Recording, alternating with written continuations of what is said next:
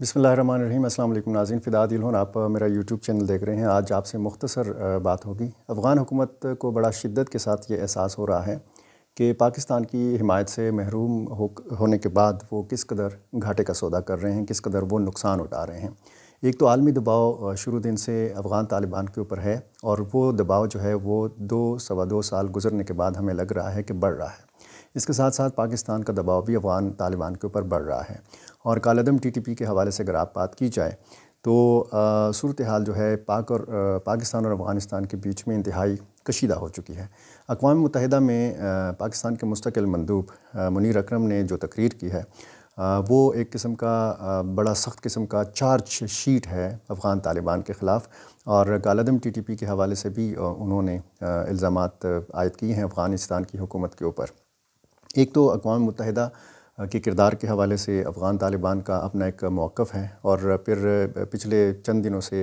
अफ़गान तालिबान जो हैं वो शदीद गुस्से का भी इज़हार कर रहे हैं, क्योंकि अक़वाम मुत्तहिदा ने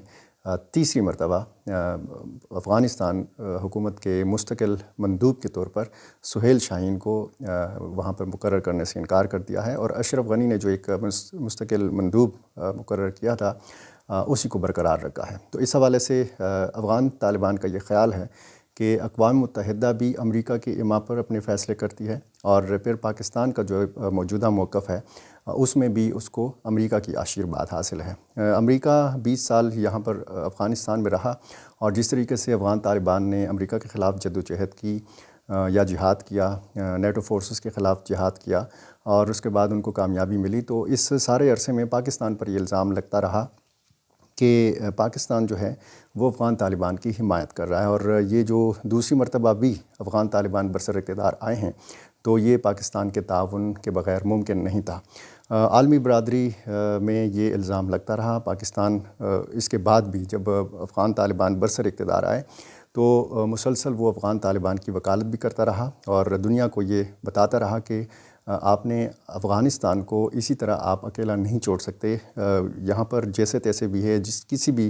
कोई भी यहाँ पे हुक्मरान है उसको आपने तस्लीम करना है। और ज़ाहिर है कि अफ़गान तालिबान की पॉलिसियों के हवाले से दुनिया को तहफ़्फ़ुज़ात हैं। अब ये दबाव अफ़गान तालिबान के ऊपर पड़ रहा है कि एक तो ख़वातीन के हकूक़ के हवाले से और लड़कियों की तालीम के हवाले से जो अफ़गान हुकूमत की पॉलिसी है, उस पर अफ़गानिस्तान के अंदर भी आवाज़ें उठ रही हैं और अफ़गानिस्तान के बाहर से भी आवाज़ें उठ रही हैं। और पाकिस्तान जिस तरीके से पहले अफ़गान हुकूमत की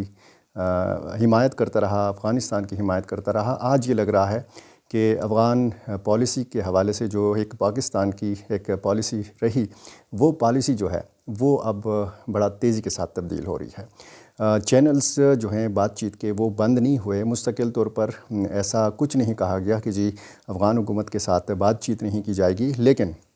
ये अफ़गान तालिबान जो हैं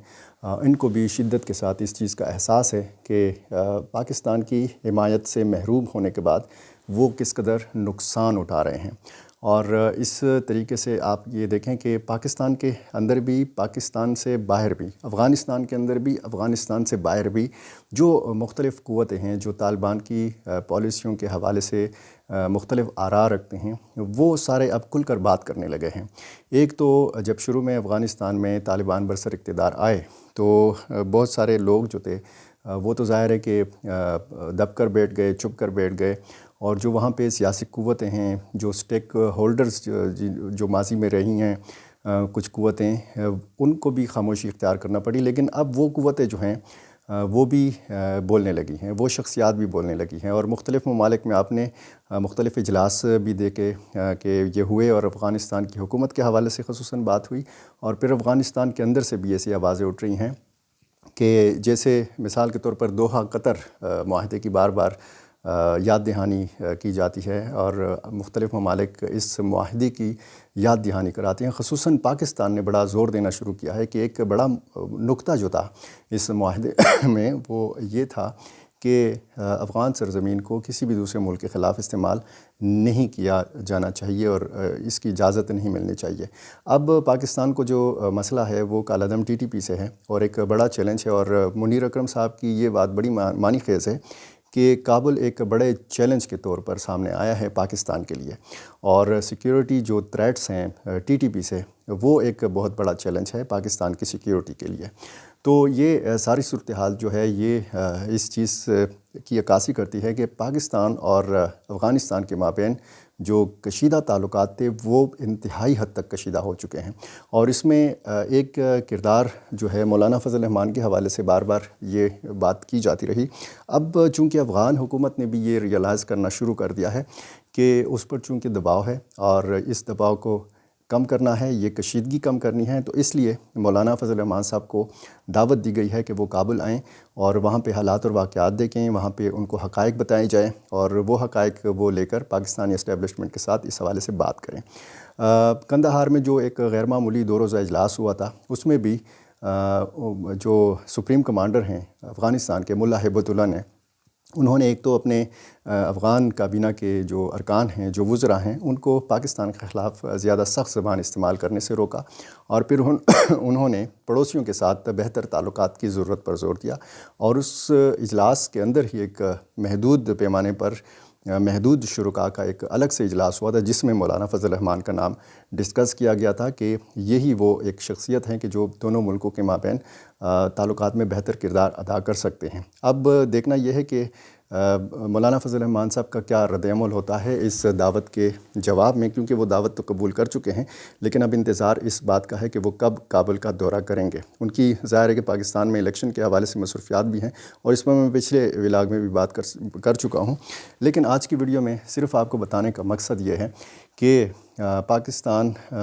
جس طریقے سے دباؤ ڈال رہا ہے، ایک تو بیانات